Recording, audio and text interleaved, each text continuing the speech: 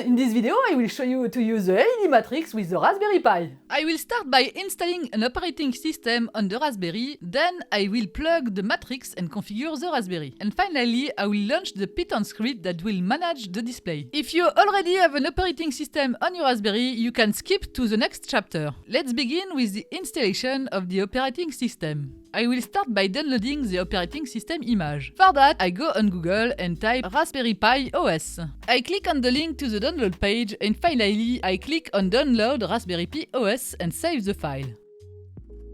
Now I have to download the software that will allow me to write the image to my SD card. I use Rufus, but there are other programs like Banana HR or UNetBootin. I search for Rufus on Google and go to their site. And then I go down until I found Download.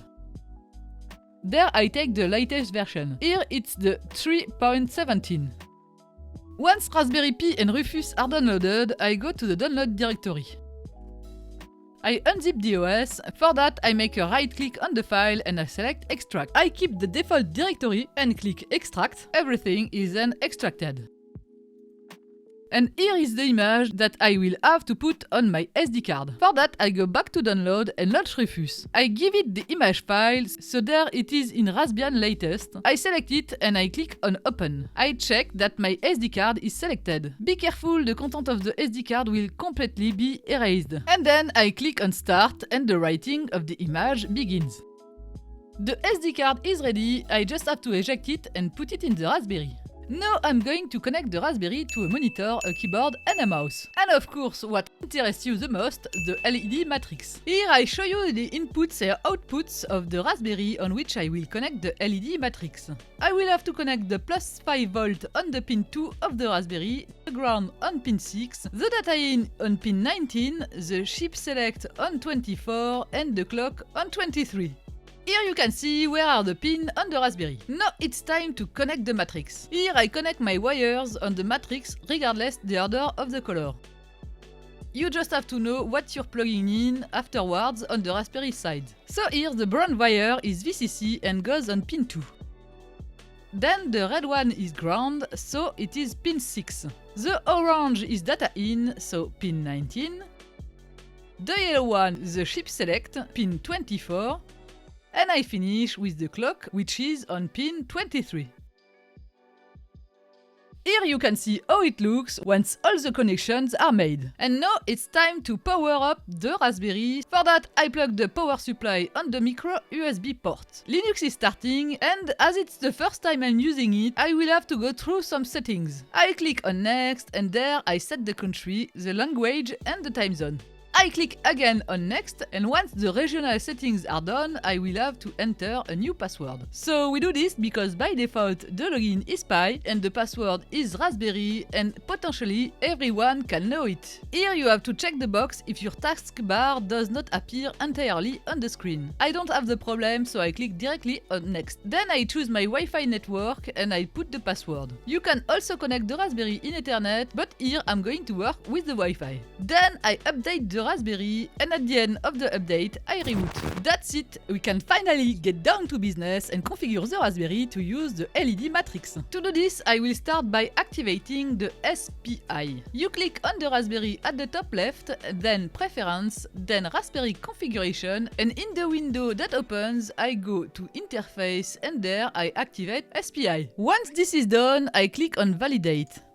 Next, I launch a terminal and pass some commands that will allow me to install the necessary libraries and modules. I start with sudo usermod -a-j space spi, gpio space pi. This will add the user pi to the SPI and gpio groups. I press enter and I do sudo apt-get update, which will update the informations of the repository. Now I'm going to install a couple of things like Python, pip, some libraries by doing sudo apt-get install build essential, python 3 dev, python 3 pip, lib3 type 6-dev, libjpeg-dev. Here I answer yes. Then I do sudo -i pip install -upgrade pip setup tools. I finish by installing the module allowing to manage the controller of the display Max 7219. For that, I have to do sudo-h pip install upgrade LumaLED Matrix. Don't worry, I will put a link to my blog in the description where you can find all the commands. Now that everything is installed, I will go and get some sample scripts to start to have some fun with the display. To do this, I launch a browser and I search for LumaLED Matrix. Then I go to the Git page of the project. If you are used to Git, just clone the repository. Otherwise, download everything. For that, I click on code, then download zip. Once it is downloaded, I open the zip and extract everything in my documents. But you can put it in the directory you want. Then I go back to the terminals and go to Documents. To do this, I do cd document. Then I go to the directory in which I just extracted the file. It's in LumaLED Matrix Master. I'm interested in example, so I'm going in the example directory. I do an ls to see what's in the directory. To test the LED matrix, I just run matrix demo. For that, I type python space matrixdemo.py. And yes, we finally have a display, but it's a little weird. To make it better, I have to tell the script in which orientation I want the display. To stop the execution of the script, I simply press Ctrl and C at the same time. I press arrow up to make appear the last command and I add the option block orientation 90. Good, this time it scrolls in the right orientation. But the script does not know I have 4 matrix, not just one. So I have to tell him that too. I redo arrow up to get the last command and I add cascade 4.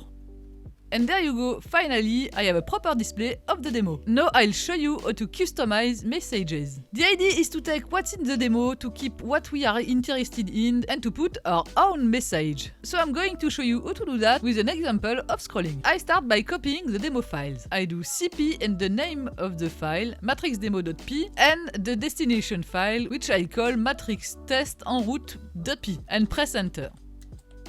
And that's it, I made a copy. For simplicity to modify the script, I used a graphic text editor. It is installed by default and you will find it in the menu, then programming, then Genie. Once launched, I open my script, which is in document, then LumaLED matrix, then example. And here I have matrix test en route. Here I want to keep only the scrolling message, so I will delete everything that is in the demo function from start demo except for what concerns the scrolling message.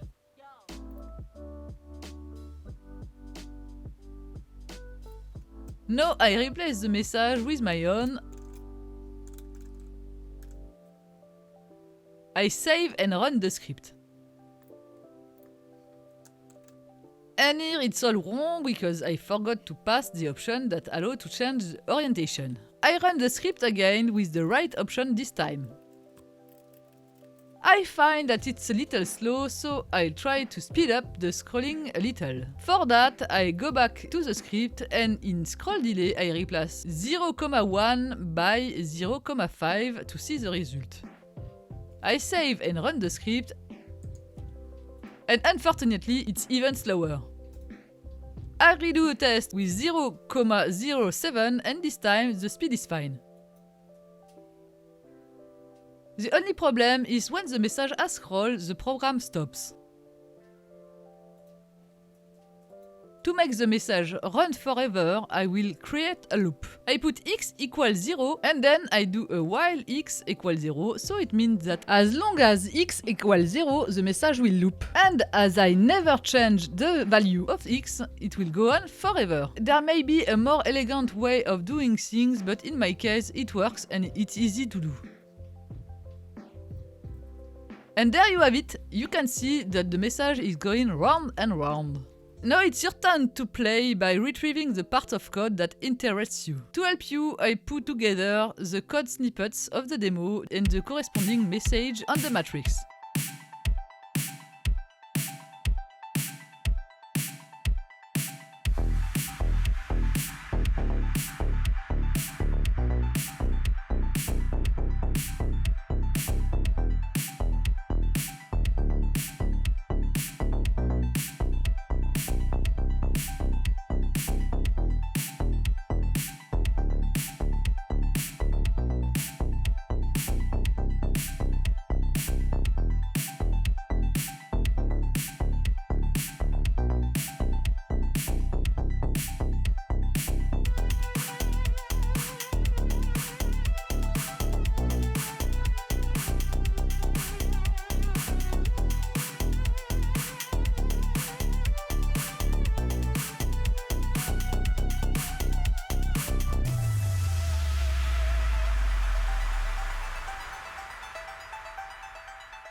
I hope you enjoyed this video. In the next one, I will show you how to display information from the internet, like the number of YouTube subscribers or the weather, for example. So subscribe if you don't want to miss it. Thank you for watching and see you next time!